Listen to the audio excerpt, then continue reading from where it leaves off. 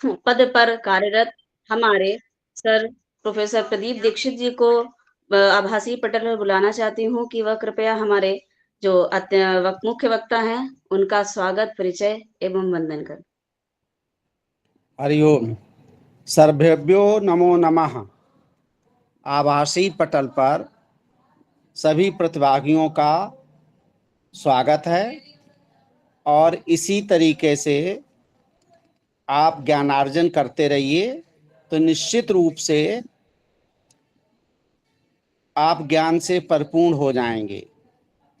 जलबिंदु निपातेन क्रमशः पूर्यते घटा, एक एक बूंद गिरने से घट भर जाता है। उसी प्रकार से ज्ञान का एक एक बूंद आपके अंदर समाहित होगा तो आप संपूर्ण रूप से ज्ञानपूर्ण हो जाएंगे। कल की कक्षा माननीय डॉक्टर अंशुल दुबे जी ने ली थी। आज भी डॉक्टर अंशुल दुबे जी ही कक्षा लेंगे। ये तिलक डिग्री महाविद्यालय औरैया में प्रोफेसर पद पर आसीन हैं और हमने चूंकि कल ही बताया था आपको, वेद, दर्शन, कर्मकांड, ज्योतिष सभी विधाओं में पूर्ण पारंगत हैं। और मेरा आप सभी से अनुरोध है, आप ज्ञान की एक एक बूंद को सहज रूप में ग्रहण करें। इत्शम।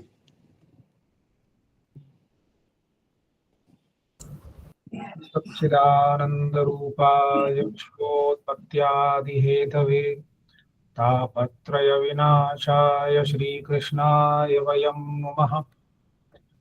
ज्ञानस्वरूप श्री कृष्ण की छवि में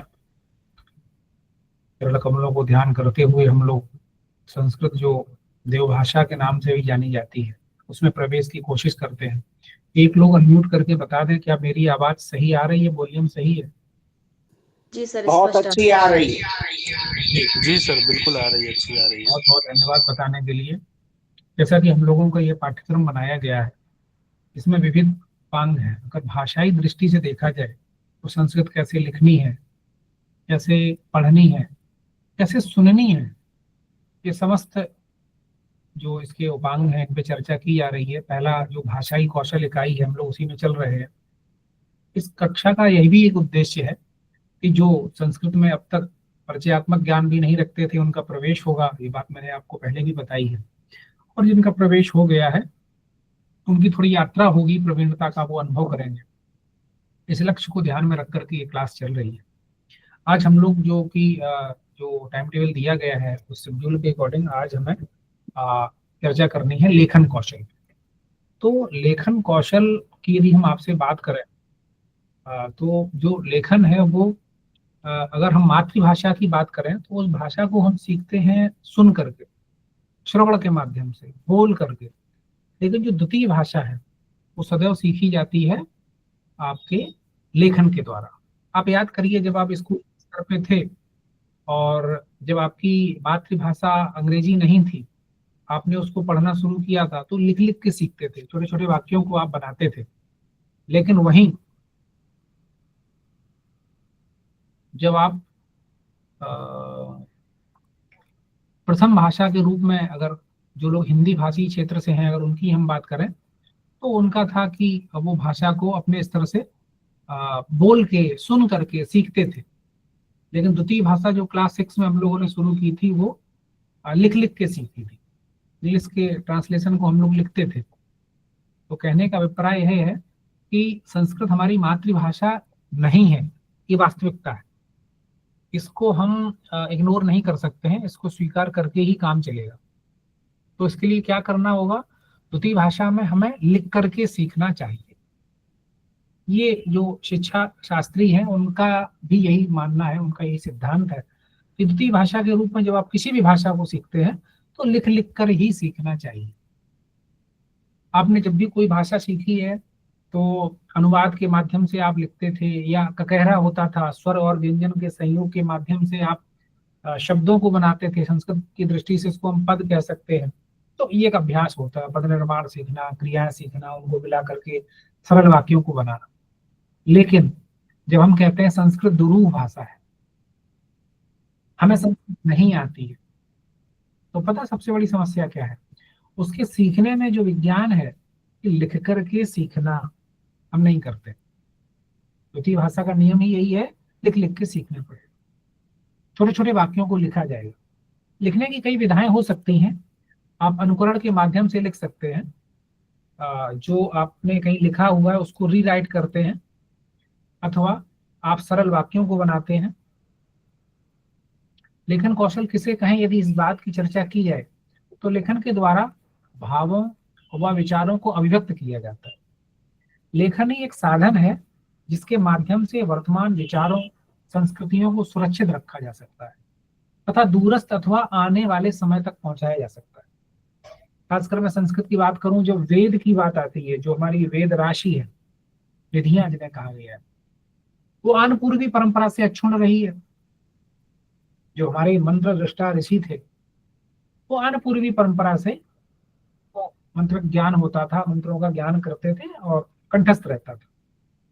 इसीलिए उन्हें आमनाय भी कहा गया, और इसीलिए वेदों को अपौरुषेय कहा गया कि वेद स्वयं भगवान के यत् निःश्वसितम वेदाः, और ब्रह्म ईश्वर जनार्दन के श्वास प्रश्वास जो है, उसमें प्रश्वास के द्वारा जो ध्वनि निकली वो वेद के रूप में आई। मतलब उसको किसी ने लिखा नहीं। लेकिन यदि अब वेदों का लेखन न किया जाए तो क्या आने वाले समय के लिए हम सुरक्षित रख पाएंगे? अब कभी ऐसे इंस्टीट्यूट में यदि आपको जाने का अवसर मिले जहाँ पांडुलिपियों पे काम, मुझे कांची पीठ जो विश्वविद्यालय है संस्कृत का, मुझे वहां जाने का अवसर मिला, तो वहां पे जो पांडुलिपियां हैं वो भोजपत्र की नहीं है। उत्तर भारत में पांडुलिपियां यहाँ पे भोजपत्र की होती है, वहां तालपत्र की है।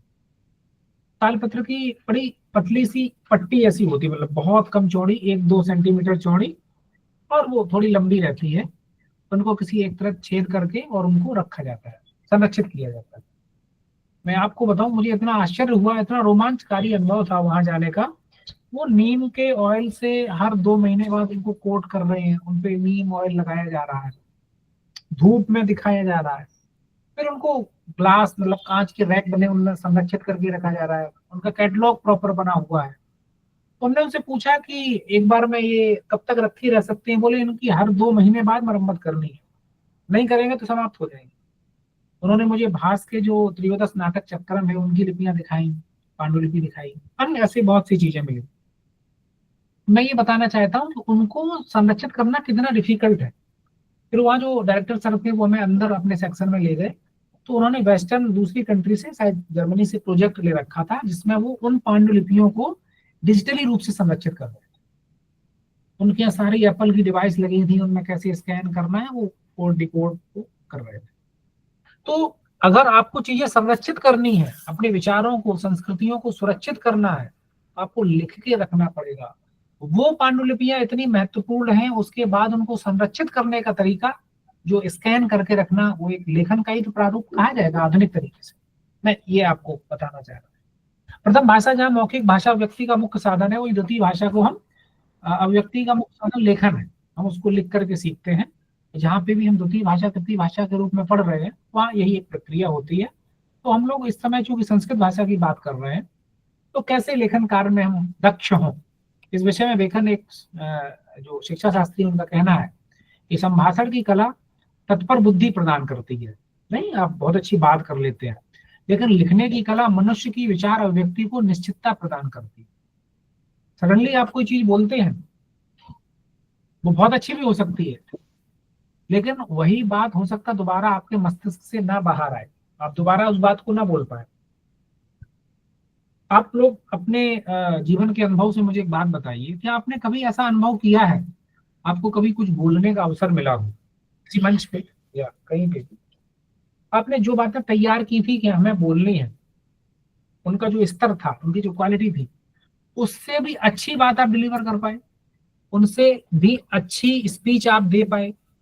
क्या कभी आपने ऐसा अनुभव किया है कि इतनी अच्छी हमारी तैयारी नहीं थी जितना अच्छा स्पीच हम दे गए? यदि ऐसा आप में से किसी की थी तो कृपया हैंड रेज करें।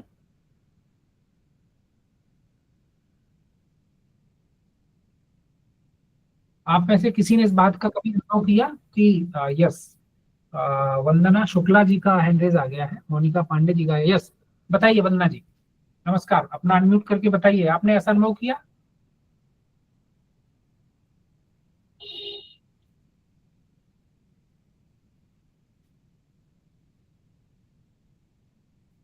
आप अपने आप को अनम्यूट कर सकते हैं।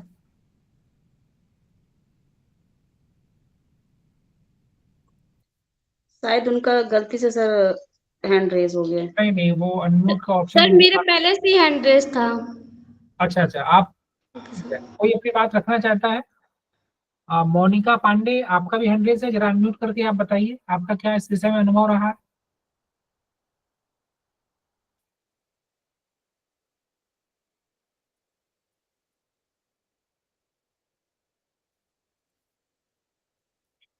मैं एडमिन महोदय से निवेदन करना चाहूंगा कि वो अनम्यूट का ऑप्शन दे दें, शायद अनम्यूट हो नहीं रहा है, वो कर रहे हैं।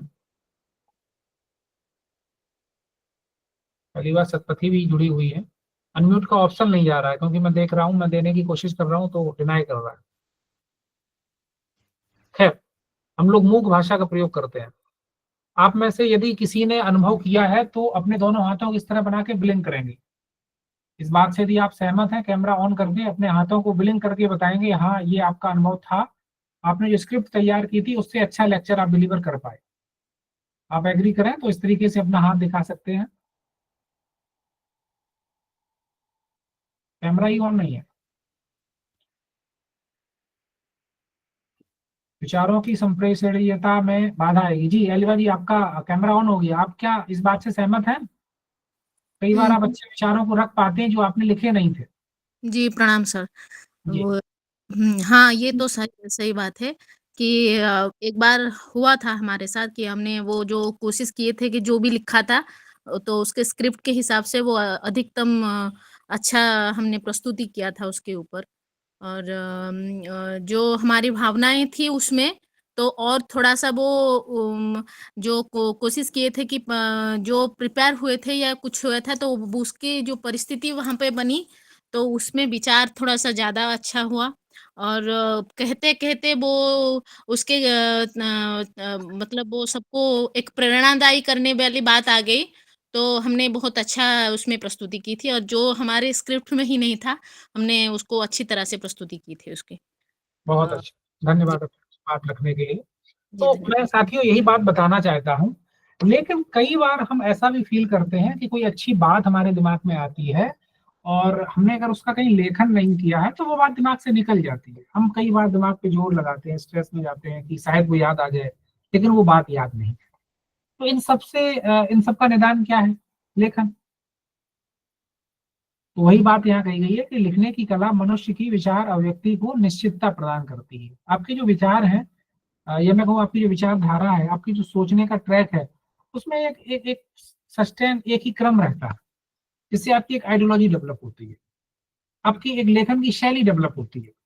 आपने कई बार ऐसे लिटरेचर में प्रश्नों को देखा होगा, आता है कि कालिदास की काव्य शैली बताइए, भारवी की काव्य शैली बताइए, या हिंदी भाषा के कोई कवि है या इंग्लिश में कोई कवि है, तो उनकी शैली लेखन से डेवलप हो रही है धीरे धीरे। मौखिक चीजों से शैली डेवलप नहीं होगी, चीजें बदल जाती हैं, कई बार खुद ही भूल जाते हैं, तो हमें लिखना चाहिए। इसी तरह कह रहे हैं कि संस्कृत एक समृद्ध व शास्त्रीय भाषा है जहां लेखन का प्रारंभ अनुलेखन मतलब देख के लिखना, श्रुत लेखन बोल के लिखना, निर्देशित लेखन आपको बताया गया कि इन शब्दों के आधार बना के आपको कंटेंट लिखना है, या आपको बताया गया कि आपको काव्य निर्माण करना है तो इन शास्त्रीय सिद्धांतों का पालन करना है, निर्देशित लेखन में आएगा। और स्वतंत्र लेखन हो गया जिसमें आप अपनी तरफ से फ्रीडम को अडॉप्ट करके अपनी बातों को लिखते हैं, अपने लिखने का तरीका होता है। इसे जो स्वतंत्र लेखन है आज ये विभिन्न भाषाओं में सब जगह समृद्ध रूप से पाया जा रहा है। सोशल मीडिया में जब भी कुछ हम छोटी छोटी बातों को शेयर करते हैं, शब्दों की दृष्टि से कम होती है और विचार उसमें अधिक होता है, जो लोगों को सोचने को ज्यादा मजबूर करती है, वो सब स्वतंत्र लेखन का ही उपागम है। हम सब कहीं ना कहीं संस्कृत या अन्य भाषाओं में नहीं लेखन कर रहे हैं तो भी दूसरे के लेखन से जरूर प्रभावित होते हैं। मैं अपने इस वाक्य को एक बार पुनः बोल रहा हूं कि जो स्वतंत्र लेखन है या जो सोशल मीडिया के माध्यम से लेखन है, हम में से सब लोग नहीं लिख रहे होंगे, कुछ लोग लिख रहे होंगे, लेकिन मैं ये कहना चाहता हूँ कि किसी और के लेखन से प्रभावित बहुत होते होंगे, उसको पढ़ने की कोशिश करते हैं, बार बार देखते हैं, रील के माध्यम से है या कुछ पंक्तियां लिखी गई हैं। क्या ऐसी बात है? आप लोग हैंड रेज करके बताइए, किसी के लेखन से आप प्रभावित होते हैं? यदि हाँ तो हैंड रेज करें। केवल एक ही लोग?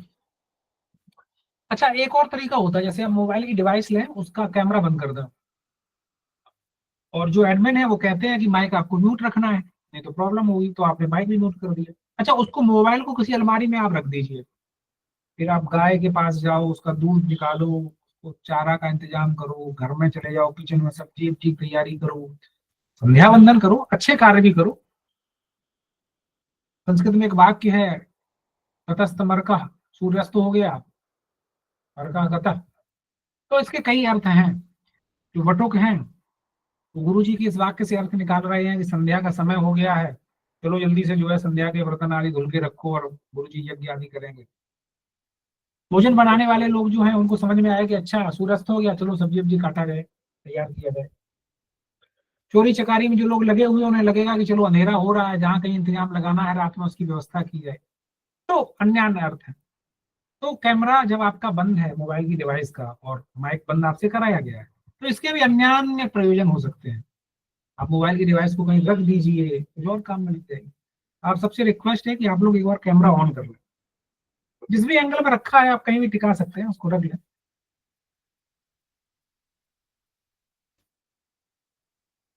जितासनो जितश्वासो जित संगो जितेन्द्रिय, जितासनो। अर्जुन को भगवान कृष्ण कह रहे हैं सबसे पहले क्या करना, अपने आसन को जीतना है। एक निश्चित आसन में बैठ करके पठन पाठन की चर्चा करनी है। कब संभव होगा? जब हमारा कैमरा ऑन होगा। प्रमाद आ जाएगा, थोड़ी देर में सोफा पे फैल जाएंगे। खैर, तो बात ये चल रही थी कि आपने ये हमें बताया, कुछ लोगों ने हैंड रेज करके, कि मैं भले ही लेखन न करूं, दूसरों के लेखन से हम प्रभावित होते हैं। क्या आपको नहीं लगता है उसका लेखन आपके लिए एक उपादेय, एक टूल्स के रूप में कार्य कर रहा है? भले ही आप मनोरंजन के लिए सुनते हो, पढ़ते हो, तो क्या आपकी ये जिम्मेदारी नहीं है कि भाषाई समृद्धता विविध रूपों में लोगों को प्राप्त हो, सुगम्य हो, रिच हो? यदि अच्छा कंटेंट बनाने में आप अपना सहयोग नहीं दे सकते हैं, तो कोई और खराब कंटेंट बना करके, बेमनस्सता वाले विचारों को लिख करके, समाज में सौहार्द को बिगाड़ने वाली बातों को लिख करके पॉपुलर हो जाएगा, समाज को क्षति पहुंचाएगा। और आप चूंकि भाषाविद हैं, तो आपका ये दायित्व है कि आप उस भाषा की परिष्कृत जो शब्दावली है उसका प्रयोग करके अच्छी बातें लिखें, समाज को दिशा दें। तो लेखन केवल ये नहीं, एक एकेडमिशियन या आप स्कॉलर हैं, आप पढ़ते हैं, आपका कार्य। प्रत्येक क्षेत्र में लेखन होना चाहिए। वर्तमान सरकार ने एक योजना निकाली कि यदि आप किसी विशेष क्षेत्र में कुछ दक्षता रखते हैं, कुछ स्पेशलिटी है आपकी, उस क्षेत्र के उच्च को आपने प्राप्त किया है, सर्वोच्चता को आपने प्राप्त किया है, तो सरकार आपको प्रोफेसर के रूप में, विजिटिंग प्रोफेसर के रूप में नियुक्त करती है, नीति आयोग के तहत। कारण ये है कि हम एमबीए करा के बिजनेस कैसे करें ये सिखाना चाहते हैं, आईआईएम अहमदाबाद, आईआईएम बॉम्बे, जो भी। लेकिन जो उस फील्ड से निकला हुआ है, उसकी जो वास्तविक जानकारी है, वो एकदम तपा हुआ सोना है, उसको अगर मौका देंगे तो वो कम समय में ज्यादा आपको समझा सकता है। जब स्वामी विवेकानंद जी कहते हैं कि गलती से सीख करके आप महान बन सकते हैं, मतलब आप गलती करें और उससे सीखें, आप महान बन सकते हैं, तो वहां वो यह भी कहते हैं कि एक ही गलती को बार बार नहीं करना है, नई गलती को करके, एक गलती करके एक बार सीख लियो, अब वो गलती दोबारा मत करो। दूसरी बात है कि दूसरों की गलतियों से भी खुद सीखना है। सारे जीवन आप ही गलती करते रहोगे तो कब बाद बाकी काम करो? तो जैसे विभिन्न क्षेत्रों के जो सफल लोग हैं, उनका काम है वो लेखन करना। उनको एज अ प्रोफेसर अपॉइंट किया गया कि वो अपने अनुभव शेयर करें, एक प्रोफेसर के रूप में, शिक्षक के रूप में। लेकिन उनको अगर ये लगे कि हम तो पैसा अच्छा खासा बना रहे हैं बिजनेस में, हमें क्या करना है, हम समाज को क्यों दिशा दें, तो समाज की गति नहीं। इसलिए लेखन आवश्यक है, ये मैं आपको बताना चाहता हूँ। तो मैं आप सबसे अपेक्षा करूंगा कि हमारे जो आज की ये जो सत्र है, जो मीटिंग चल रही है, इसमें लेखन प्रक्रिया की मैं पहले आपसे चर्चा कर लूं। संस्कृत लेखन में जब हम बात करते हैं तो शब्दों को संयोजित करके वाक्य रचना करते हैं। सभी भाषाओं का यही सिस्टम है। जब विद्यार्थी सार्थक संस्कृत शब्दों को सीख लेता है, पुनः संस्कृत के लघु वाक्यों को जो दैनिक जीवन से जुड़े हुए हैं उनको उन्हें सिखाना चाहिए। फिर इसके बाद अनुच्छेद लेखन है, चित्र के माध्यम से लिखना है, पत्र है, निबंध है, और अंत में स्वतंत्र लेखन की ओर प्रवृत्त होना चाहिए। अब हम सीधे जो है लेखन की प्रक्रिया किसी भी भाषा में यही है, हम सब इस विषय में जानते हैं। शब्दों का ज्ञान होगा, शब्दों से हम लोग वाक्य बनाएंगे। संस्कृत में शब्दों को पद कहते हैं, बिल्कुल डरना नहीं है। तो अनुलेखन में क्या है कि जो लेखन का जो रचना निर्माण है इसी को अनुलेखन भी कहते हैं, जिसमें सामग्री क्या है उसको देख करके आप केवल कॉपी करते हैं, फिर उसके बाद में उनसे कुछ शब्दों को सीखते हैं। ये सबसे सरल या प्रारंभिक है। इसके बाद आता है वाक्य रचना। संस्कृत एक श्लिष्ट भाषा है। श्लिष्ट का मतलब है कि इसमें शब्दों को या पदों को पास पास में रखा जाता है, सामासिक शब्दावली का अधिक प्रयोग किया जाता है। एक गुरुजी का मुझे शोध आलेख पढ़ने का अवसर मिला, पढ़ने का नहीं, हमने उनसे निवेदन किया कि शोध पत्र को कैसे लिखें, रिसर्च में प्रवेश लिया ही था। तो उन्होंने कहा कि आप मेरे यहाँ आ जाना, कोई रिसर्च पर पेपर हमारा रखा होगा, आपको हम दे रहे हैं। मैंने वो पेपर लिया, आज भी मेरे पास वो रखा हुआ है। उसमें पहले पेज में पैराग्राफ, तो बड़ी बात है, पहले पेज के अंत की 2 लाइनों को छोड़ दिया जाए तो पूरा एक शब्द था। मैं अपनी वाक्य को पुनः दोहरा रहा हूं। प्रथम पेज पे वो हस्तलिखित उनका शोध पत्र था, मतलब टाइप नहीं था, हैंड रिटन जो था उसमें था। नीचे की 2 पंक्तियों को अगर छोड़ दिया जाए तो पूरे पेज में एक वाक्य था, संस्कृत में लिखा हुआ शोध पत्र था वो। तो मैं ये बताना चाहता हूँ, संस्कृत श्लिष्ट भाषा है। श्लिष्ट का मतलब है पदों की समीपता, विभिन्न पदों को मिला करके लिखा जाना, सामासिक शैली का प्रयोग। श्लिष्ट का एक अर्थ यही भी है कि एक ही शब्द में कई अर्थों का चिपके रहना, लेकिन यहाँ रचना का दृष्टि से मतलब जहाँ पे शब्दों को समीपता रखी जाए, जहाँ योजक चिन्हों का कम प्रयोग किया जाए। हिंदी में यदि मैं बात करूं तो जैसे आप विभक्तियां लगाते हैं तो अलग प्रयोग होता है। जैसे राम का घर, आपने का शब्द का प्रयोग किया, विद्यालय के लिए जाता है। तो ये जो संयुक्त हैं, ये संस्कृत में श्लिष्ट का मतलब है विभक्ति के रूप में उसी पद में मिले रहते हैं। विभक्तियों को प्रयोग करते हो तो कारक का अर्थ उसी पद में समाहित होता है, अलग से प्रयोग हिंदी की तरह या दूसरी भाषाओं की तरह नहीं किया। वाक्यार्थ पर इससे कोई प्रभाव नहीं पड़ता है। संस्कृत में क्या है कि आप कर्ता कहीं रखो, क्रिया कहीं रखो, कोई फर्क नहीं पड़ेगा। अच्छा, कर्ता कर्म के बाद संप्रदान कहीं रखो, विशेषण कहीं रखो, वो अर्थबोध हो जाता है। तो संस्कृत की ब्यूटी है, ये संस्कृत का सौंदर्य है कि अपने अर्थ को जाति माने त्याग नहीं करता है, अपने अर्थ का अवबोध संस्कृत करा देती है। या किसी और भाषा में क्या ये पॉसिबिलिटी या आपको ये फ्रीडम मिलती है कि आप कहीं पे भी कर्ता कर्म क्रिया रख दें और वाक्यबोध हो जाएगा? नहीं होगा। तो संस्कृत में क्यों संभव है? क्योंकि संश्लिष्ट भाषा है। यदि मैं पुनः उसी बात करूं कि राम का घर, तो का को कहीं डाल दो, हिंदी में राम को कहीं डाल दो तो अर्थबोध नहीं होगा। संस्कृत में राम का रामस्य हो गया, रामस्य गृहम। तो रामस्य एक पद है, गृहम रामस्य, रामस्य गृहम, कोई फर्क नहीं, एक ही बात। ये एक बहुत ही अच्छी बात है। और दूसरी विशेषता मैं आपको बताना चाहूं कि आप विभिन्न भाषाओं में क्रिया में लिंग को जोड़ा जाता है, इंग्लिश में नहीं जोड़ते हैं। इंग्लिश में केवल वचन को जोड़ते हैं, क्रिया सिंगुलर है कि प्लूरल है ये देखना पड़ता है। राम गोस, रमा गोस, कोई दिक्कत नहीं है। संस्कृत में भी क्रिया के फॉर्म में कोई परिवर्तन नहीं आता है। बालिका गच्छति, बालकः गच्छति। हिंदी की दृष्टि से अगर देखा जाए तो बालक जाता है और बालिका जाती, ये उसके वाक्य विन्यास का अंतर।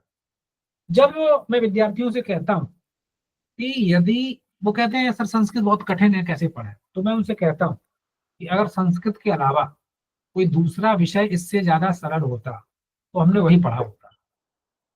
तो कई बार बच्चे कहते हैं सर ऐसा कैसे? मैंने कहा कि इसीलिए हमें सरल चीजें पढ़ने की आदत है। इससे सरल अगर कोई मार्ग होता तो मैं उसकी पढ़ाई कर लेता। जिस वृत्ति में आज हूँ, अध्यापक वृत्ति में, जाता। तो कहते सर संस्कृत सरल है कैसे? आपके दिमाग में भी जो संस्कृत बैकग्राउंड से नहीं है और संस्कृत सीखना चाहते हैं, उनके दिमाग में एक मस्तिष्क में प्रश्न आता होगा कि संस्कृत सरल है तो कैसे। तो मैं बेसिकली उनको संबोधित कर रहा हूँ और आप लोगों को भी, कि जो संस्कृत के प्रचार प्रसार में, उसके प्रचार प्रसार रूपी यज्ञ में अपनी आहुति देना चाहते हैं, ऐसी बातों को शेयर कर सकते हैं। कि नंबर 1, संस्कृत में क्रिया में बड़ा लगाएं कि बड़ी लगाएं, दीर्घ रस कोई मतलब नहीं, क्योंकि लिंग परिवर्तन नहीं होगा, क्रिया सही पता है उसी का रूप बनेगा, पहली बात। दूसरी बात है, जब आप विभक्तियों से थक जाए तो सामासिक शैली का प्रयोग कर लें। जिन पदों की विभक्तियां आपको कठिन लगे उन पदों को सामासिक बनाते समय आगे रखें और उत्तर पद उसे बनाएं जो आपको सरल लगे, जिसके रूप आपको सहजता से आते हो, तो आपका पद बन जाएगा। अब आप कहेंगे जैसे जैसे आपको किसी के रूप याद नहीं है, उसके आगे आपने देव लगा लिया, काम चल गया, अकारांत पुल्लिंग हो गया। और आप पूषण के रूप नहीं चला पा रहे थे, हलंत था, राम शब्द के रूप आपको याद आते थे, तो आपने कहा पूषण देवा, पूषण देव देवा, सहजता हो गई। समासिक पद जब आप बनाए तो जिस पद में विभक्ति लगाने में कठिनता आ रही हो उनके प्रारंभ में रख लें, मध्य में रख लें, अंत में उन पदों को रखें जिसमें आप विभक्ति लगाने में सहज हो। लेकिन संस्कृत की कठिनता को देख करके हम लिखें ही ना, ये तो गलत हो जाएगा। तो इसमें आपको बताया गया, जैसे आप सरल वाक्यों से प्रारंभ करें, रामः गच्छति, एक कर्ता ले लो, एक क्रिया ले लो, फिर किसी और को चला दो, अश्वा गच्छति। अब आपको लगेगा कि इसका मतलब है संस्कृत लेखन के लिए शब्दकोश अच्छा होना चाहिए। एक आपको बहुत अच्छा क्लू दे रहे हैं, बहुत ही भाषा को सीखने का जादुई मंत्र दे रहे हैं। आप लोग सुनना चाहेंगे? हैंड रेज करके बताओ तभी बताएंगे। बहुत जादू की एकदम छड़ी है, शेयर नहीं करते हैं, जब हमें लगता है कि संस्कृत में कुछ करेगा उसी को बताते हैं। बात बाकी दुनिया जाने संस्कृत कठिन है, क्या दिक्कत है आप बताओ। हम तो चाहते हैं कि लोग यही जानते रहे बहुत कठिन है, ये बहुत योग्य है, इसीलिए इन्होंने संस्कृत पढ़ी है, हम तो कभी पढ़ ही नहीं सकते। आप लोग एग्री हैं तो हैंड रेज करें। अच्छा, कुछ हैंड रेज दिख रहे हैं। आयुष कुमार का भी है, शिवम सिंह का है, अतुल कुमार का है, हंसिका तिवारी है, आकृति दीक्षित है। गुड, ठीक है, 5 से अधिक लोग हैं, बता दे।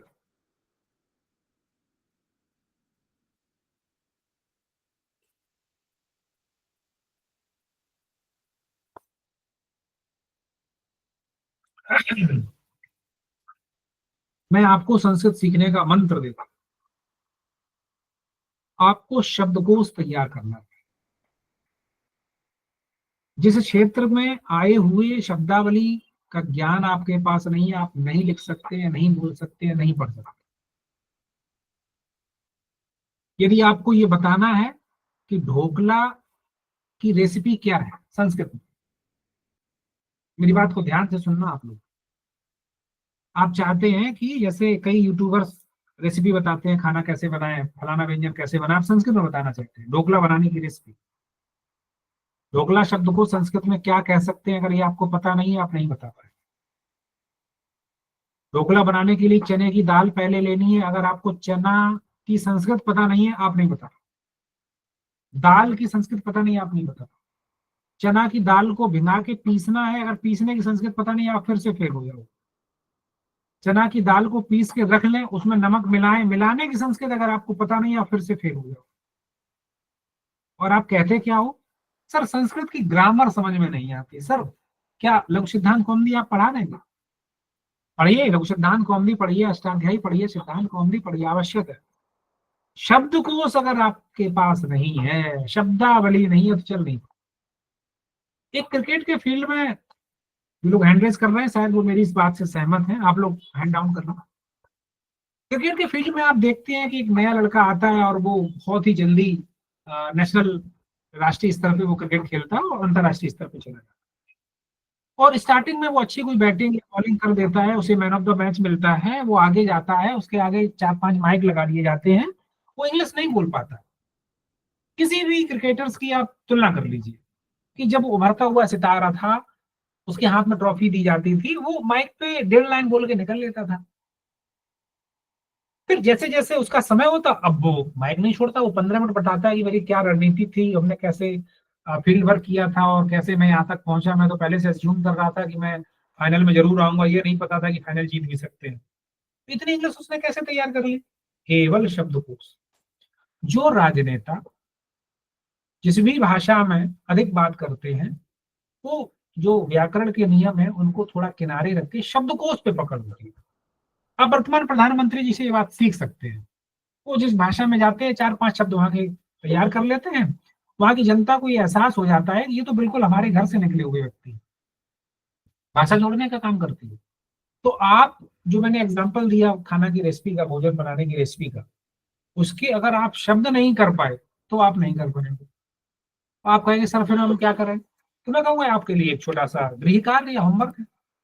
वो ये है कि ढोकला बनाने में जितनी विधि है उसको 5 लाइन में लिखें, जिस भी भाषा में लिखनी है। उन शब्दों को देखें कि क्या संस्कृत में वो आते हैं। अगर आपको शब्द आता है तो शब्द की विभक्ति मैं आपको सिखाऊंगा अगले 2 मिनट में, क्रिया मैं आपको फ्री में सिखा दूंगा और आप वो काम कर ले जाएंगे। होता क्या है कि जब हमें उन शब्दों का प्रयोग करना होता है तो हमें उनका संस्कृत निष्ठ, हिंदी में कहूं तो तत्सम शब्द जल्दी से नहीं पता चलता है। तो हमें लगता है कि हम तो फंस गए। अब हम इसकी जगह क्या प्रयोग करें? जो लोग स्पोकन संस्कृत पे काम कर रहे हैं, संस्कृत भारती नो डाउट एक बहुत अच्छा काम कर रही है, विभिन्न संस्थाएं हैं क्योंकि स्पोकन संस्कृत पे काम करती हैं। उन्होंने इसका तोड़ क्या निकाला, इसका सॉल्यूशन, इसका हल क्या निकाला कि वो सरल शब्दकोश बनाती है। आप जिस शब्द को जानते हैं उससे मिलता जुलता शब्द बनाते हैं।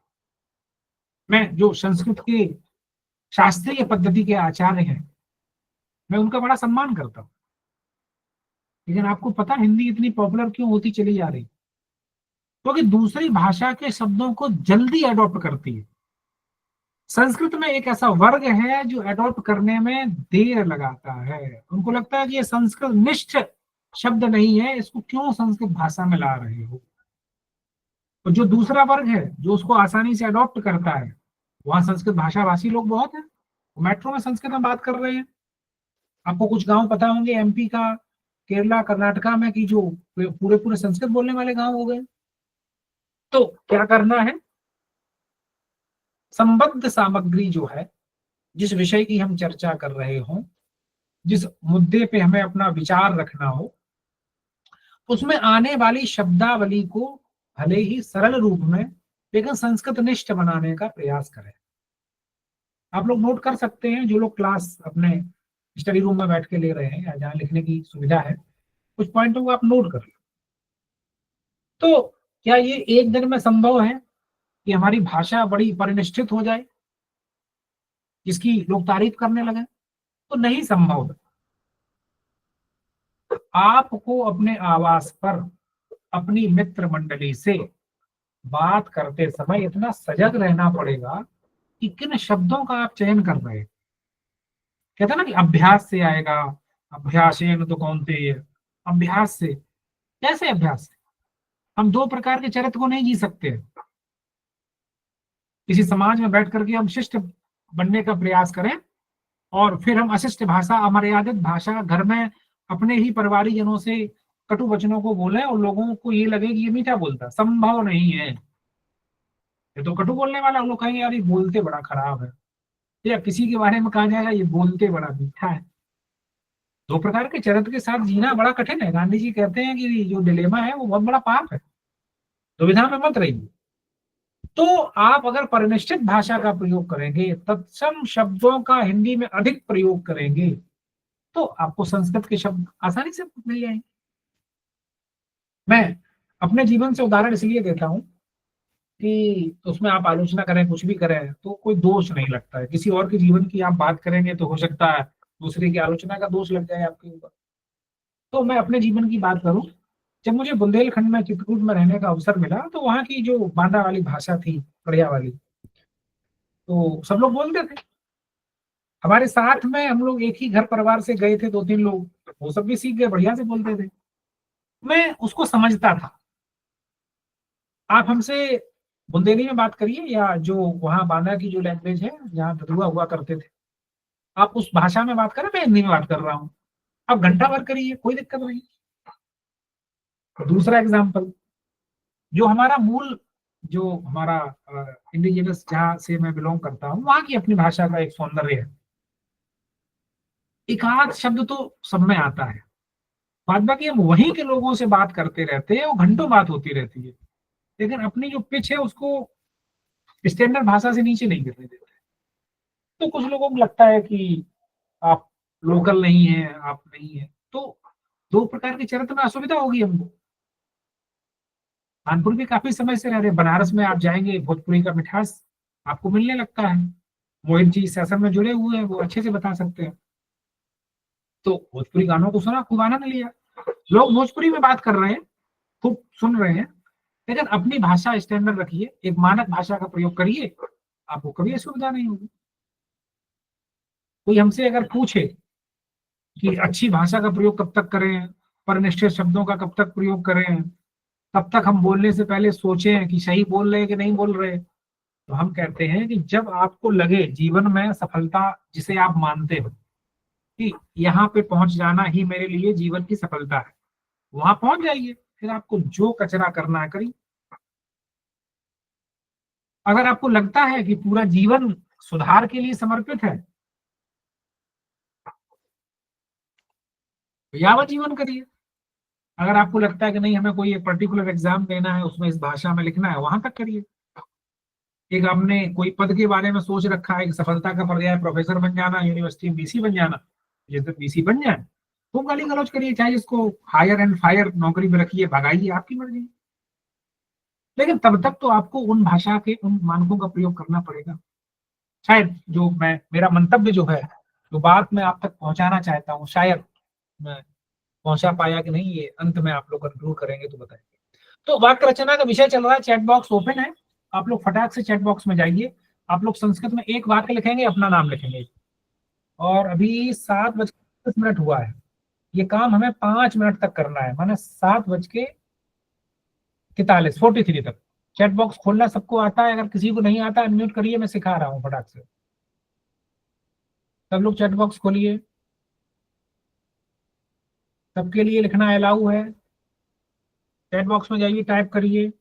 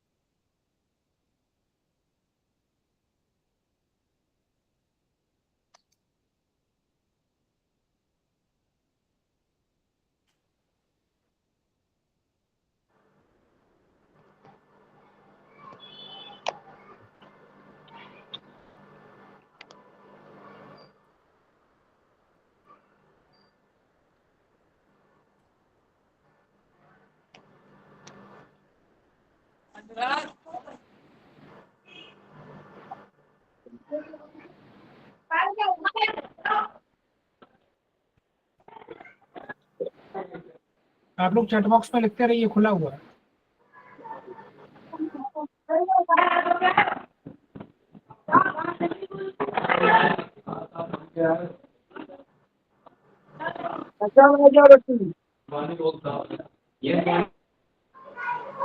आपको माइक म्यूट रखना है, केवल चैट बॉक्स में अपनी बात को लिखना है। अभी 40 हुआ, अभी 3 मिनट और है, आप लिखते रहिए।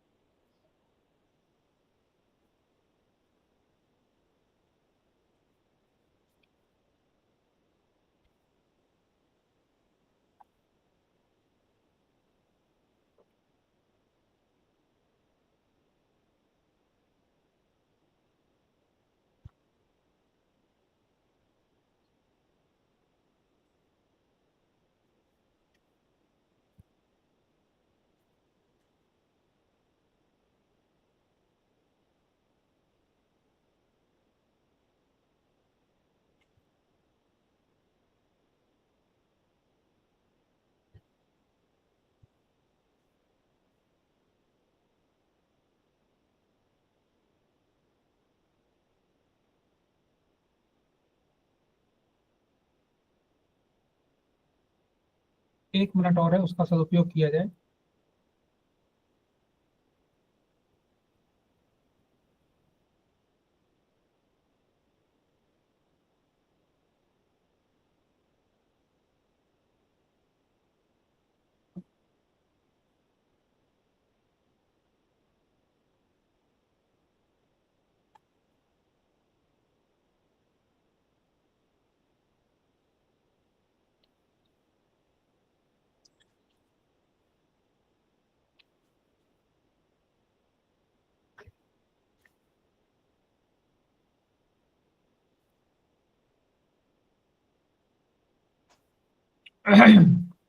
बहुत सुंदर लिखा है डॉक्टर जानवी केलकर ने। अहम नवम कक्षायां पठामि करणपुर क्षेत्रस्य अहम निवासी स्थितिविवक्षामि निवासिनी। संस्कृत भाषा प्रवीणता पाठ्यक्रमः आगच्छन्तु आगच्छन्तु शीघ्रं शीघ्रं पठन्तु लिखन्तु।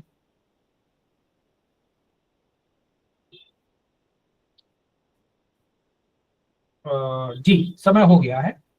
जो हिंदी भाषा क्षेत्र के लोग नहीं हैं, उस दिन बात हो रही थी, एक लोग उड़ीसा से जुड़े थे, एक लोग शायद बंगाल में, कुछ उन्होंने बांग्ला सीखी थी। यदि कोई ऐसा व्यक्ति है तो उसने अगर संस्कृत लिखी हो तो मैं उनसे पहले बात करना चाहूंगा। आप लोग नाराज मत होना। जिनकी मातृभाषा हिंदी नहीं है और उसने अगर एक भी पंक्ति लिखी है तो वो जरा माइक अनम्यूट करके बताए, उसको पहले पढ़ें।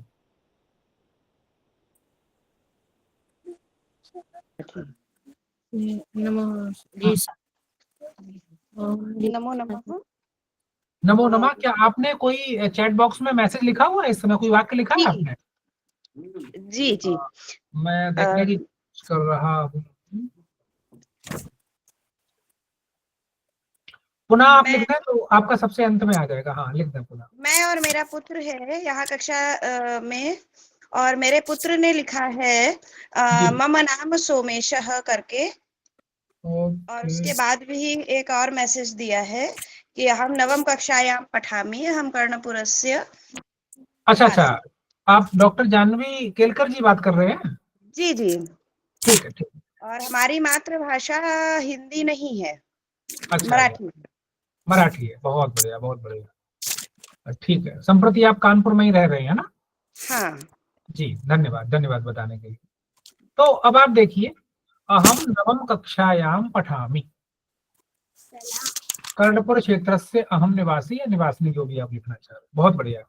कुछ और वाक्यों को मैं पढ़ना चाह रहा हूँ, जो आपको उद्देश्य है बताना, मैं उस तरफ चलता हूँ। आप सबके बहुत सुंदर वाक्य लिखे गए हैं। मैं अपनी बात से शुरू करूँ, सही है, अपनी आलोचना अच्छी होती है ना, तो किसी को बुरा भी नहीं लगेगा। अच्छा, मुझे जैसे आप कुछ कहेंगे ना जो अप्रिय हो, वो मैं सुनता नहीं हूँ, आप खुद सुनाते रहिए, तो इसलिए हमारे चेहरे पे सिकन का भाव नहीं आता है। मैंने एक वाक्य लिखा था, संस्कृत संभाषण, ये हिंदी है। संस्कृत संभाषण जो ऊपर लिखा वो हिंदी है, और दोनों को अगर आपने एक कर दिया तो आपने सामासिक पद बना लिया, संस्कृत संभाषण। अब आप संभाषण करें, जो भी करें, कोई दिक्कत नहीं है। ठीक वैसे ही जैसे हिंदी में लिखा जाए संस्कृत कक्षा, अलग अलग पद बना करके, हमने ऊपर संयुक्त किया था, पहले अलग लिखा था, पर स्पेस करके हमने हटा के एक साथ किया। तो संस्कृत की कक्षा, संस्कृतस्य कक्षा। अब आपको विभक्ति के बारे में सोचना नहीं है।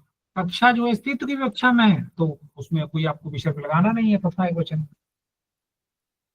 तो आप देखेंगे कि अगर हिंदी के आपके पास अच्छे शब्द हैं तो आपका काम बन जाएगा। जैसे एक मैं सुरदीप की बात करता हूँ, सुरदीप अवस्थी ने लिखा भाषा कौशलम, मुझे अच्छे से याद है, नाम नहीं लेना चाहिए, रिसेंट में ही हमने सीखा है, इसलिए मैं कोशिश करता हूँ नाम न लूं। तो गुरुजी थीसिस चेक कर रहे थे, उस थीसिस में लिखा था श्री गुरु चरण कमलेभ्यो नमः। मुझे अच्छे से स्मरण है, पहला पद था श्री, फिर था गुरु, फिर था चरण, फिर था कमलेभ्यो नमः। और थीसिस अल्टीमेट साइन होने के लिए जा रही थी, वो एचओडी हुआ करते थे, उन्होंने पास में बुलाया और जो पूछा वही मैं आपसे पूछ रहा हूँ। उन्होंने पूछा कि ये जो श्री है और ये गुरु है, ये दो व्यक्ति हैं कि एक ही है? इसके प्रारंभ में एक समर्पण वाला ऐसा ये बनाया गया, हाथ जोड़े हुए, ऊपर लिखा गया समर्पण, नीचे लिखा गया श्री गुरु चरण कमलेभ्यो नमः। तो उनका पहला प्रश्न था कि जो श्री और वो गुरु है वो एक ही है कि दो लोगों को आप जो है वंदना कर रहे हैं? तो नहीं सर, वो एक ही व्यक्ति के लिए है, गुरु के आगे श्री शब्द का प्रयोग किया है। तो उनका कहना था कि अलग क्यों किया श्री गुरु, तो उसको जोड़ करके योजक चिन्ह लगा के या ऊपर की एक ही लाइन खींच करके श्री गुरु एक पद बना दिया। अब उन्होंने पूछा कि जो श्री गुरु हैं उन्हीं के चरणों की आप वंदना कर रहे हो कि चरण खड़ाओं किसी और की रखी है और श्री गुरु जी अलग बैठे हुए? तो बोले नहीं नहीं, उन्हीं के हैं। वो ये बताना चाहते थे कि ये तो आप गुरु में विभक्ति लगाइए, गुरु जी के चरण या गुरु चरण, तो बात बन गई श्री गुरु चरण। अब उन्होंने प्रश्न किया कि जो कमल हैं जिनकी आप वंदना कर रहे हो वो गुरु जी के चरण ही कमल हैं या कमल के दो फूल अलग रखे हैं, गुरु जी के चरण अलग कहीं रखे हुए? तो नहीं नहीं, वो जो कमल रूपी जो गुरु चरण है एक ही है। तो इनको अलग अलग क्यों आपने रखा हुआ है? लिखते समय आपने अलग अलग क्यों कर दिया? ये बात समझ में आ गई। उन्होंने कहा कि इसको आप ब्लैक पेन लीजिए और ऊपर एक लाइन में जोड़िए सबको, श्री गुरु चरण कमलेभ्यो नमः। नमः क्रिया है, कमलेभ्यो में विभक्ति का प्रयोग किया है, उसके पहले कहीं विभक्ति नहीं है। क्यों? क्योंकि पूरा एक सामासिक पद है, सब एक में अनुस्यूत हैं, जुड़े हुए हैं। जिस दिन आपने ये विज्ञान समझ लिया उस दिन आप कहेंगे सर संस्कृत वास्तव में सरल है, कोई फोकस ही नहीं करना, सब मिला के लिखते चले जाओ। जो लोग सिविल की तैयारी करते हैं, मेंस में शब्द सीमा एक बहुत बड़ी समस्या आती है। अपनी बात को कहने में शब्दों की सीमा का लोग अतिक्रमण कर जाते हैं और कुछ उन्हें नकारात्मक अंकों का सामना करना पड़ता है, कुछ नंबर उनके काट लिए जाते हैं। आप बताइए, अगर आपकी सामासिक शैली होगी तो आप कैसे शब्दों की सीमा का अतिक्रमण करेंगे? आपकी तो सीमा कुछ बच और जाएगी। अपनी बात आप कह चुके हो, ये मैं बताना चाह रहा था। स्वर्गीय अवस्थी जी की उससे मैंने आपको बताया। और वयम गच्छामि, ठीक है, हालत नहीं लग पा रहा होगा, वो टाइपिंग एरर एक अलग इशू हो जाता है। बहुत सुंदर व्याख्यान चल रहा है। अहम गुरुग्राम क्षेत्रे निवसति, क्षेत्र मिलाना चाह रहे। तो अगर आपने गुरुग्राम, अच्छा गुरुग्राम छत्रे लिखना चाह रहे हैं, विवेकानंद सरस्वती क्षेत्र लिखना चाह रहे हैं या छत्र लिखना चाह रहे हैं, जो भी है, तो जो छत्र में आप रह रहे हैं ना, शायद क्षेत्र कहना चाह रहे हैं, क्या विवेकानंद जी जुड़े हुए हैं? जरा अनम्यूट करके बताना। हाँ जुड़े हुए हैं। आप क्या क्षेत्र लिखना चाह रहे हैं कि छत्रे लिखना? क्षेत्रे लिखना चाह रहे थे लेकिन क्षेत्रे हो गया वो। तो आप कह रहे हैं कि मैं गुरुग्राम क्षेत्र में रहता हूँ। हाँ हाँ हाँ। तो यहाँ पे आप आधारो अधिकरण का प्रयोग कर रहे हैं, आपने सप्तमी विभक्ति लगाई है, जो बिल्कुल सत्य है, सही भी है, समीचीन भी है, शुद्ध भी है। लेकिन गुरुग्राम शब्द में पद में कोई विभक्ति न होने के कारण संस्कृत में एक बड़ा अच्छा नियम है, अपदम न प्रयुंजीत। इसको कोई नोट कर लो, अपदम न प्रयुंजीत। पद बनाकर ही संस्कृत में आप लिख सकते हैं, बिना पद के प्रयोग नहीं कर सकते हैं। तो दो ही प्रकार से पद बनते हैं, ये तो आप जो है सुप प्रत्यय जोड़ करके सुबंत बनाते हो, रामा रामो रामा, या तिप प्रत्यय तिंग प्रत्यय जोड़ करके गच्छति गच्छता पठति पठता पठन्ति, ऐसा क्रिया आप बनाते हैं। दो प्रकार से आप पद बनाते। तो यहाँ पर चूंकि आपने पद नहीं बनाया है तो ये अपद हो गया, और अपद जो है उसका प्रयोग निषिद्ध है, वर्ज्य है। तो पद बनाने के लिए क्या करना होगा? आपको दोनों को एक पद बनाना हो। गुरुग्राम क्षेत्रे एक ही पूरा पद हो जाएगा, समस्त पद हो जाएगा, जो कि अपने भाव को, अपने अर्थ को अभिव्यक्त करने में समर्थ होगा। इसके बाद मैं और नीचे चलता हूं। अर्थ ग्रहणम सम्यक रूपेण कथम करिष्यति, अर्थ ग्रहण सम्यक रूप से कैसे करेगा? कौन करेगा? बालक करेगा कि आप करेंगे कि लोग करेंगे? तो करिष्यति की जगह अगर भविष्यति करते ऐसे होगा तो अच्छा लगता, नहीं तो हो जाएगा करेगा, कोई नहीं। संस्कृत भाषा प्रवीणता पाठ्यक्रम, संस्कृत है वही भाषा है कि भाषा अलग है, संस्कृत अलग है? सुकृति जी, अगर एक है तो होगा संस्कृत भाषा, एक शब्द। संस्कृत भाषा में प्रवीणता, किसमें प्रवीणता लाना चाह रहे हैं आप? संस्कृत भाषा में। तो संस्कृत भाषायाम सप्तमी विभक्ति लानी पड़ेगी। सप्तमी विभक्ति कठिन लग रही है, एक तरीका है, एक पद बनाइए, संस्कृत भाषा प्रवीणता। मेरी बात को आप, बड़ी सरल बात है, लेकिन आपको मूल मंत्र यही बता रहे हैं जो उन गुरुजी के शोध आलेख से हमें मिला था। वो पूरा 1 पेज का 1 वाक्य, कहीं कोई विभक्तियों का झंझट ही नहीं, अशुद्धि की कोई गुंजाइश ही नहीं। अब आप देखिए इसी वाक्य को जो सुकृति जी ने लिखा है कि जो संस्कृत है उसी भाषा की बात कर रहे हो तो ये एक शब्द है, तो बीच का गैप इसका गायब करो। मैं इनके चैट को कॉपी कर रहा हूं, अगर हो जाए तो मैं उसी को रीराइट करूंगा, Ctrl+C। क्लास में कुछ लोगों को बोरियत हो रही होगी, होता है कई बार, हमें भी होती थी। जब हम पढ़ते थे तो हमें होती थी, तो उसका बदला तो हम लेंगे ना, वही आज आप लोगों के साथ लिया जा रहा है। देखिए उन्हीं की बात को मैंने कॉपी किया है, आप चैट बॉक्स को, लेकिन जब तक हम एडिट करेंगे तब तक दिखेगा नहीं, तो पीपीटी पे करें, कोई बात नहीं, मैं उसी को देखो कर रहा हूँ। संस्कृत भाषा को मैंने 1 कर दिया, संस्कृत भाषा की जो प्रवीणता है उसको भी 1 कर दिया, संस्कृत भाषा प्रवीणता का जो पाठ्यक्रम है मैंने उसको भी 1 कर दिया। ठीक है,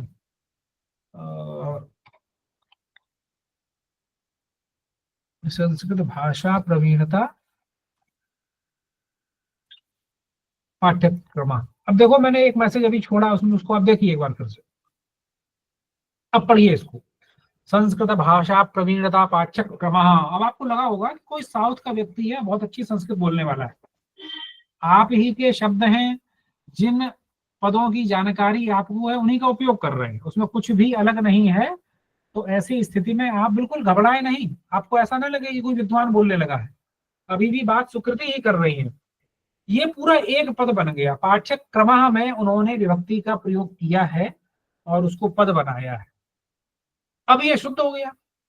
जिस दिन आप इस शैली का प्रयोग करके लिखने लगेंगे, पढ़ने लगेंगे, बोलने लगेंगे, आपके ऊपर मोहर लगती चली जाएगी कि ये तो संस्कृत में इसकी बड़ी अच्छी गति है, इसकी भाषा बड़ी परिनिष्ठित है, शब्द बड़े अच्छे प्रयोग करता है। क्या आप ये कर सकते हैं? यदि कर सकते हैं तो हैंड रेज करके बताएं।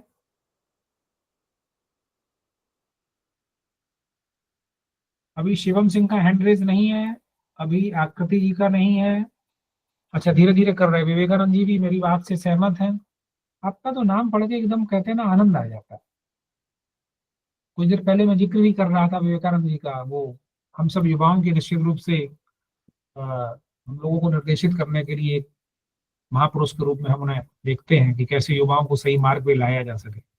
तो मैं जो बात बताना चाह रहा था उसके जो सार है उसकी अगर मैं पुनः एक बार आपके सामने चर्चा करूं तो वो ये है, नंबर 1 हमें शब्दकोश पे काम करना है। शब्दकोश के लिए कोई डिक्शनरी की आवश्यकता नहीं होती है, बहुत पुराना ओल्ड मेथड है, डिक्शनरी खरीदेंगे तो शब्दकोश तैयार हो, भूल जाओ।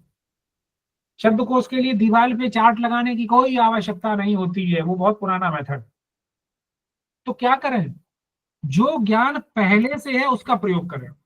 एक छोटा बच्चा है, उसकी माताजी ननिहाल चली गई है, वो भूखा है, उसे खाना बनाना नहीं आता है, तो रेसिपी ना देखी जाकर के क्या बनाए, उसे जो आता है, खिचड़ी बनाना, दूध में चावल पका के उसको खीर कहते हैं, चीनी डाल के गुड़ से खा लेगा, पेट भर जाएगा। तो जो शब्द पहले से हमें पता है उनका प्रयोग करना, जो हम परिनिष्ठित शब्द नहीं है और हमारी शैली में है उनको धीरे धीरे हटाना, अच्छे शब्दों का चयन करना, प्रयोग करना, हिंदी भाषा में करना, संस्कृत में आ जाएंगे। दूसरा, जिस विषय पर कुछ लिखने की इच्छा हो, संस्कृत में कुछ बोलने की, व्यक्त करने की इच्छा हो, उस टॉपिक से जुड़े हुए शब्दों की पहले सूची बनाना, उन शब्दों को खोजना और उनके बारे में जानना। यदि इतना आप कर ले जाओगे तो जो प्रारंभिक ज्ञान है उसी से हम लोग इन्हीं कुछ आगामी कक्षा में संस्कृत लिखना सीखेंगे। अब अगर हम वाक्य रचना के बाद आगे चलें तो अब तक की क्लास में हमने जो चीजें सीखी हैं कि वाक्य कैसे सरल लिखना है, अब आता है भाव विचार लेखन। तो जब हमारे अंदर कोई हमें कोई बात हमें बहुत ही हमारे दिल को छू गई तो हम उस पर कुछ अपनी राय रखना चाहते हैं। एक अंतरिक्ष यात्री सकुशल 9 महीने बाद वापस पृथ्वी पे लौट आया, हम उसके बारे में कुछ बात लिखना चाहते हैं। भारत क्रिकेट में कुछ अच्छा जीत गई, जो इंडिया क्रिकेट टीम है, तो उस पर कुछ बात व्यक्त करना चाहता हूँ। मेरठ में घटना होती है ड्रम वाली, उस पर कितनी रील्स बनने लगती हैं, और वो घटना औरैया में भी आवृत्ति होती है कुछ उसी तरह की, जो एसपी साहब ने उसको पर्दाफाश किया। तो व्यक्ति का मन कचोटता कुछ लिखना चाहता है, लेकिन किस भाषा में लिखेगा जिसमें वो सहज हो, जिसमें अपने विचारों को व्यक्त कर सके।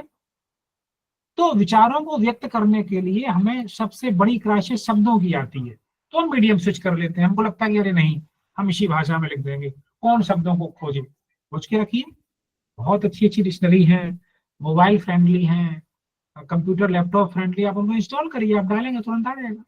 और नहीं तो गूगल में ही ट्रांसलेशन आप कर सकते हैं। गूगल में आप बहुत अच्छे से, संस्कृत ट्रांसलेशन भी होने लगा है, उसकी क्वालिटी पे मत जाइए जब तक आप किसी ऐसे टूल को ना डेवलप कर दें जो उससे बेहतर कार्य करे, तब तक आप आलोचना करने के अधिकारी नहीं है। आगामी कक्षा में हम लोग अनुवाद की चर्चा करेंगे कि कैसे एक भाषा से दूसरी भाषा में हम बदल सकते हैं। लिप्यंतरण एक अलग चीज है, ट्रांसलिटरेशन, और ट्रांसलेशन एक अलग चीज है, जिसे हम कहते हैं भाषा में उसको दूसरी भाषा में स्विच करना। तो ये चर्चा हमारी आगे की क्लास में होगी। अगर डिस्कस की हम थोड़ी सी बात कर लें, अभी 1 मिनट है, कि ये जो लेखन है इसमें वाक्यों का गठन है, चित्र वर्णन है, अनुवाद है, प्रश्नोत्तर है, उद्बोधन है। विभिन्न उपागमों का प्रयोग करके हम, एक जो विद्यार्थी है या शिक्षार्थी है जो सीखना चाहता है, वो लेखन में दक्ष होता है। आपको याद होगा, मैं ही बता देता हूँ, सीबीएसई बोर्ड से जो लोग पढ़े होंगे वो इस बात का अनुभव करेंगे कि वहां पर पत्र लेखन का जो फॉर्मेट है, जो जो जो तरीका है, वो फिल इन द ब्लैंक्स वाला है। ये बात कितने लोगों को पता है? अंशिका तिवारी को पता है, सीबीएसई से पढ़े होंगे। इसका मतलब पत्र लेखन, ऊपर 5 शब्द दिए जाएंगे, नीचे 5 खाली स्थान होंगे, पूरा पैराग्राफ लिखा हुआ है, 3 पैराग्राफ, उसमें आपको कोशिश करनी है कि सही शब्द सही जगह चला जाए, 10 में 10 नंबर। तो ये भी तरीका है कि कैसे लोगों को सरलता से सिखाया जा सके। हम लोग भी ऐसे कुछ मार्गों का, उपागमों की चर्चा करेंगे। कल लेखन को हम लोग उच्च स्तर पे लेके चलेंगे, कैसे ट्रांसलेशन अनुवाद के माध्यम से लिखेंगे।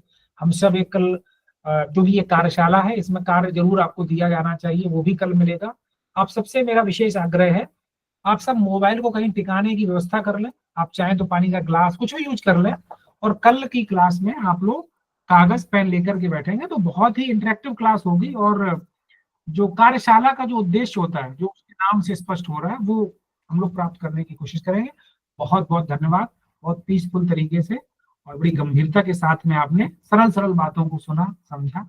इतदर्थ मैं आप पुनः पुण्य धन्यवाद ज्ञापन करता हूँ। सर को मैं प्रणाम निवेदन करता हूँ। धन्यवाद सर। बहुत बहुत धन्यवाद सर। आपने अपने बहुमूल्य समय से हम सबको बहुत ही कम समय में आपने समझाया कि लेखन कौशल का हम कैसे अपना प्रयोग आगे कर सकते हैं, और कैसे जब हम द्वितीय भाषा कोई सीखते हैं तो उसमें लेखन की आवश्यकता होती है। आपको बहुत बहुत धन्यवाद। अब मैं हमारे कन्वीनर सर जो हैं, इस कार्यक्रम के संयोजक, मैं उनसे निवेदन करती हूँ कि वह धन्यवाद ज्ञापन के साथ इस कार्यक्रम को आज का ही विश्राम दें। हरिओम। आप लोगों ने बड़े मनोयोग से ज्ञानार्जन किया। सभी प्रतिभागियों का मैं आभारी हूँ और कोटशा धन्यवाद है। और सबसे ज़्यादा धन्यवाद है प्रोफेसर अंशुल दुबे जी का, जिन्होंने इतने मनोयोग से इतनी सार्थक ज्ञान की वर्षा की है। अब देखना ये कि उस वर्षा को किसने अचीव किया है और किसने छोड़ दिया है। ऐसे शनय शनय आप करते रहेंगे तो संस्कृत भाषा, लेखन, वाचन, पठन, पाठन में आप पारंगत हो जाएंगे, ऐसा मेरा विश्वास है। और धन्यवाद है सुकृति जी को, जो 1 महीने का ये बीड़ा उठाया है इन्होंने, तो इनको बार बार धन्यवाद है और इनका मैं बहुत आभारी हूँ। अपने अमूल्य समय से निकाल करके ये पंचुअल हैं कार्यशाला को चलवाने के लिए, इनको बहुत बहुत धन्यवाद है। और 2 दिन पहले डॉक्टर अनुराग दीक्षित जी जुड़े थे, उनको भी बहुत बहुत धन्यवाद है कि वो समय से प्रतिभाग करते हैं और जहां आवश्यकता होती वहां बीच में सहयोग करते हैं। तो आप सभी का बहुत बहुत धन्यवाद। मैं आप सभी का आभारी हूं। इसी प्रकार से निरंतर ये संस्कृत यात्रा चलती रहे, ऐसी मेरी कामना है और इसमें सहयोग आपका है। कुछ दिनों के बाद दर्शन शास्त्र पर एक कार्यशाला होगी। आप सभी लोग इसी प्रकार से जुड़िएगा और उसका लाभ उठाइएगा। जय श्री राम। और शांत पाठ के लिए सुकृति जी, जिसको आमंत्रण दें वो शांत पाठ करे। जी बहुत बहुत धन्यवाद सर। क्या हमारे मध्य मोहित पाठक जी हैं? हैं, उपस्थित हैं। भैया आके कृपया शांति पाठ कर दीजिए। मोहित पाठक जी से निवेदन है अपने साजबाज के साथ आकर के शांत पाठ करें।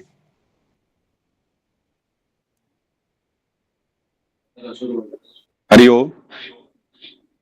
क्या ध्वनि आ रही है सभी को मेरी? स्पष्ट। जी जी। तो जैसा कि आज पुनः मुझे यह अवसर प्राप्त हुआ है सर के द्वारा, जो इस कार्यक्रम के कर्ता धर्ता एवं कार्यक्रम को एक धारा के रूप में ले जा रहे हैं। और आज आप अंशुल भैया ने बहुत अच्छा लेखन कौशल के बारे में आपको एक मान के चलो, जैसे सर ने कहा नहीं वर्षा हुई है, तो उस प्रकार की वर्षा सर के द्वारा ज्ञान की वर्षा सर के द्वारा की गई है। और अब इसमें प्रतिभागियों का यह एक ध्येय रहना चाहिए कि हम कितना बड़ा पात्र लेके बैठे कि उस वर्षा के जल को हम इतना अपने पास सिंचित कर सके कि वह हमारे अधिकाधिक समय के लिए उपयोगी हो सके। तो जैसा मुझे निर्देशित किया गया है शांति पाठ के लिए, तो मैं एक औपचारिकता का अनुसरण करते हुए और शांति पाठ करेंगे। और जो भी बोल सकते हैं तो मेरे साथ शांति पाठ बोले, और उसके बाद इस कार्यक्रम के आज के कक्षा के सत्र का समापन करेंगे। ओम सहना भवतु सहनौ भुनक्तु सह वीर्यं करवावहै तेजस्विनावधीतमस्तु मा विद्विषावहै। ओम शांति शांति शांति। बहुत बहुत धन्यवाद मोहित भैया। कल इसी ठीक 7 बजे आप सभी लोग यहीं पर उपस्थित रहिएगा और अपने ज्ञान के घड़े को और पूरित कीजिएगा। सर नमस्ते, आप सभी को नमस्ते। नमस्ते। नमस्ते सर। नमस्ते।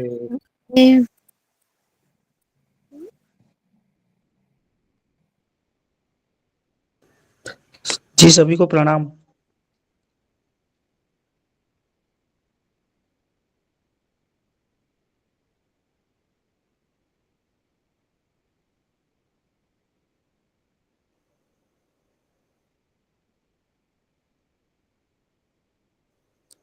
जय जय सीताराम।